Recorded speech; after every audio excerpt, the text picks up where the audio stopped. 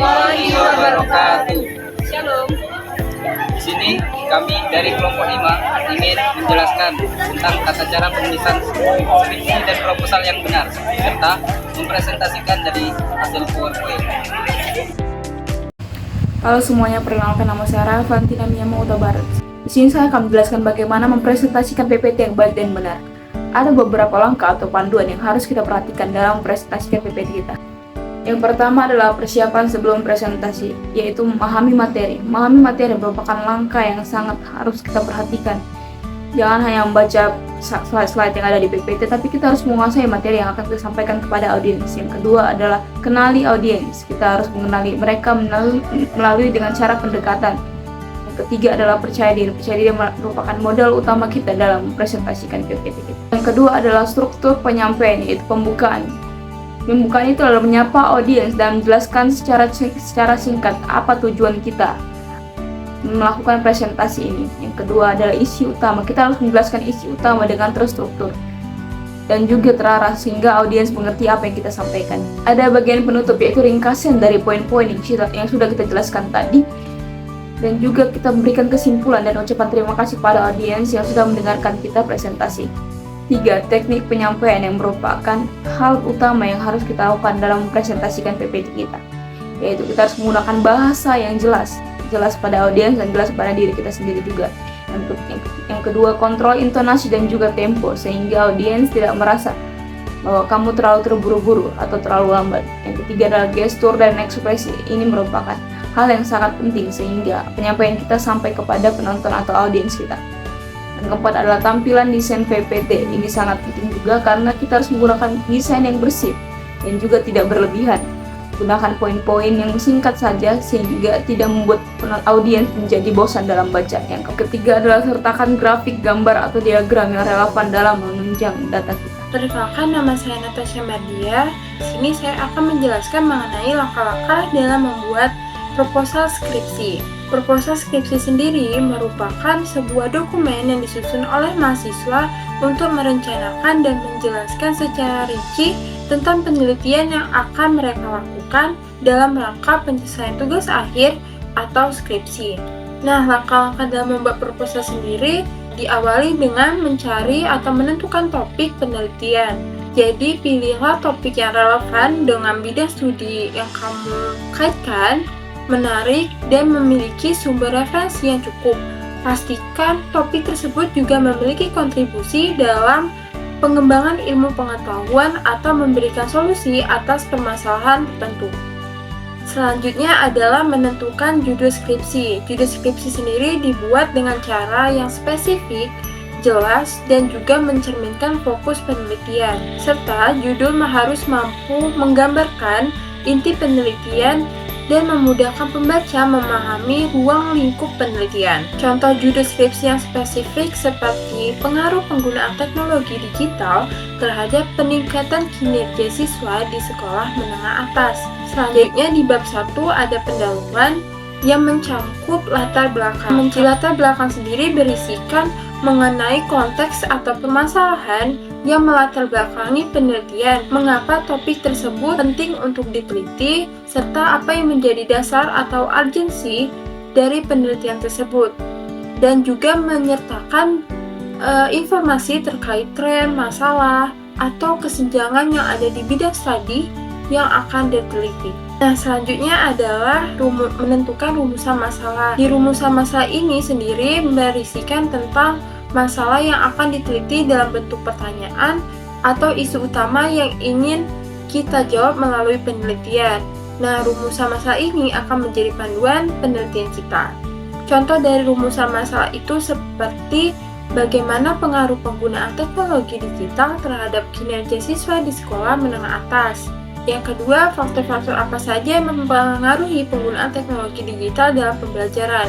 Jadi, rumusan masalah bersangkut paut dengan judul yang kita ambil. Berikutnya adalah menentukan tujuan penelitian. Nah, menentukan tujuan utama yang ingin dicapai dalam penelitian kita. Tujuan sendiri harus jelas dan dapat diukur, serta langsung berkaitan dengan rumusan masalah. Contoh tujuan penelitian itu adalah untuk mengetahui pengaruh penggunaan teknologi digital terhadap peningkatan kinerja siswa di sekolah menengah atas. Selanjutnya adalah manfaat penelitian.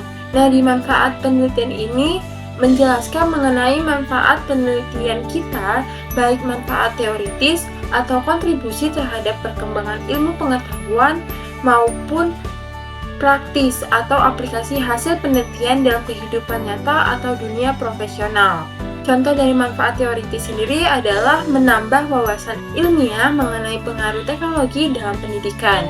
Dan contoh dari manfaat praktis adalah memberikan rekomendasi bagi guru dan institusi pendidikan untuk memanfaatkan teknologi dalam meningkatkan kinerja siswa. Nah, di bab kedua itu ada tinjauan pusaka. Di tinjauan pusaka ini merupakan review penelitian atau literatur terkait yang telah ada sebelumnya.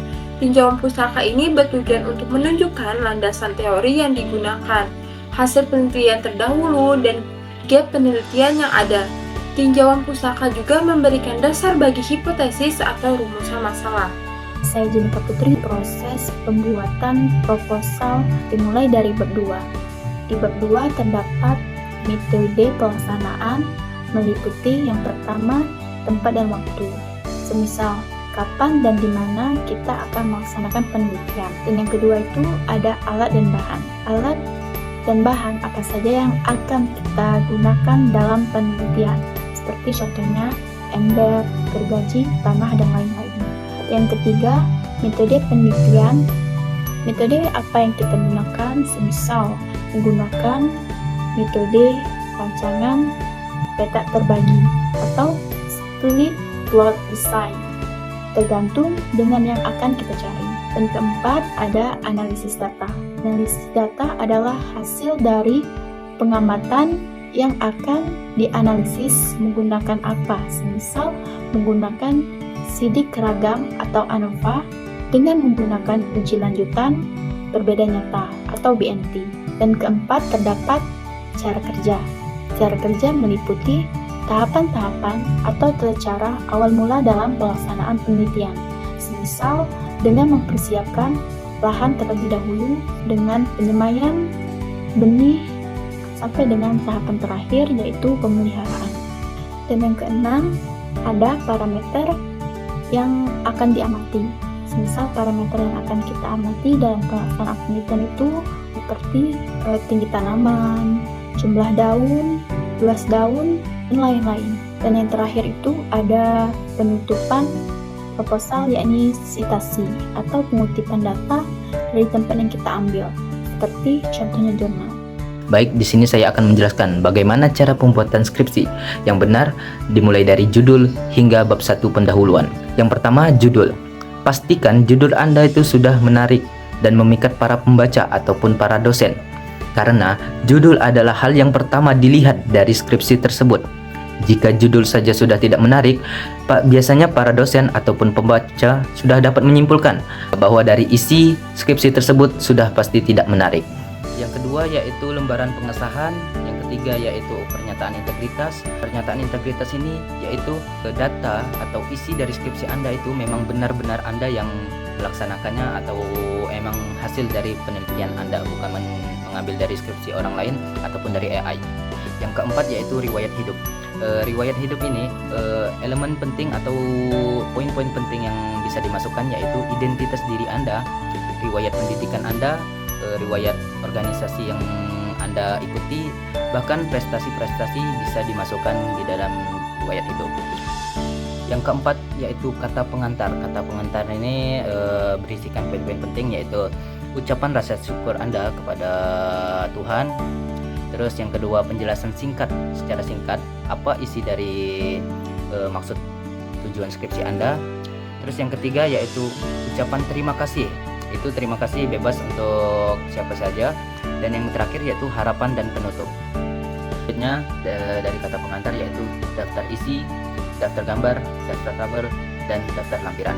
Kemudian masuk ke bab 1 yaitu bab pendahuluan. Bab pendahuluan ini mencakup poin penting yaitu latar belakang. Latar belakang ini membahas tentang hal-hal umum terkait dari topik penelitian Anda atau judul yang Anda angkat.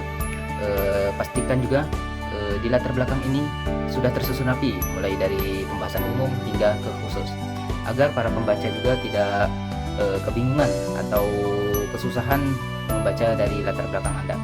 Dan juga poin penting yaitu sertakan juga di paragraf terakhir atau kalimat terakhir tujuan dari penelitian Anda.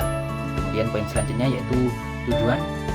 Tujuan ini yaitu tujuan dari penelitian Anda. Kemudian poin terakhir yaitu hipotesis. Hipotesis ini dugaan sementara dari apa yang akan terjadi pada penelitian Anda. Baiklah, saya Zaza Zara akan melanjutkan bagian bab 2 pada penulisan skripsi yang benar. Yaitu bab 2 ini berisi tentang tinjauan pustaka, yaitu berisi tentang teori relevan atau penelitian terlebih dahulu. Kemudian pada bab 3 dilakukan dengan cara menjelaskan jenis penelitian, desain penelitian, populasi dan sampel, variabel instrumen, pengumpulan data, dan analisis data. Kemudian bab 4 yaitu hasil dan pembahasan. Hasil ditampilkan dengan menggunakan tabel atau grafik, dan pembahasan dibuat dengan menghubungkan data dengan penelitian terdahulu.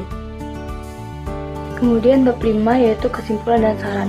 Kesimpulan ini adalah jawaban dari rumusan masalah yang dibuat pada bab 1, dan saran adalah rekomendasi dari hasil penelitian. Yang terakhir adalah penulisan daftar pustaka. Daftar pustaka merupakan daftar dari semua sumber yang dikutip dengan mengikuti pedoman penulisan seperti apa atau pedoman penulisan lainnya mengikuti kebijakan universitas. Video dari kami, kurang lebihnya mohon maaf. Terima kasih. Wassalamualaikum warahmatullahi wabarakatuh.